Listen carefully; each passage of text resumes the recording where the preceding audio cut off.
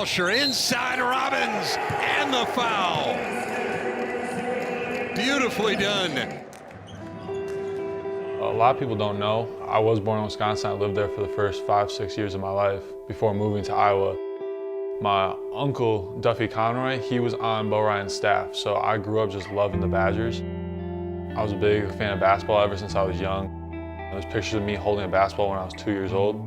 It was a growth spurt for sure, but it was more like an inch every month, so like it wasn't like a huge difference. I mean, my parents still think I'm small, but I mean, I don't know. I was 17 when I graduated high school, and I weighed roughly 300 pounds when I was leaving, after hitting an 8-inch growth spurt between my junior and senior year. So growing to 6'11" in like a 8-month period was a huge adjustment. I was hungry all the time, and I was exhausted.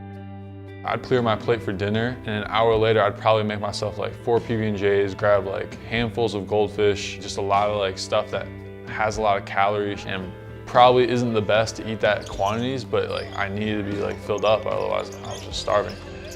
I was ballooned up a little bit. When you're 7 foot and you're a little heavier, that's a lot of weight that people don't realize is there. I wasn't playing a lot, but I had a lot of good opportunities from D3 schools. I decided I was gonna go reclassify. I ended up going to Sunrise Christian Academy in Wichita, Kansas, which was the best decision I ever made. From there, I kind of took off. It was more of a favor. You know, I had a good relationship with his uncle, Duffy Conroy. And he begged us. He said, hey, can you take my nephew? Coach AC was huge for my development. He didn't try and sugarcoat it. Like, he just told me, listen, you're fat and out of shape. It was kind of a harsh way to put it. We looked him in the eyes and told him, like, hey, man, you got to change your eating habits. You're too big, you're too fat, you're too slow. And again, this can literally change your life if you commit to it. I've never been afraid of hard work. This is the first time I'm getting an opportunity to really get better. And my biggest thing was I didn't want to waste this opportunity I've been given. We put him on an intermittent fasting diet. What we want to do is we want to shrink his eating hours into a 12-hour period. And it was a pretty strict diet. He didn't order out. There's days where we would, drive back from away games. The entire bus is eating McDonald's and it smells like French fries. And he had the discipline to kind of, stay within the diet and stay on track. The difference between the weight that he came in and the weight that he came out, I think it was about 285 pounds. And then it was 285 pounds of blubber. So leaving, again, I think it was a solid 240. In his 7th month, he was able to earn a scholarship to Drake University, and we thought it was a really, really good fit, and Liam left really, really happy.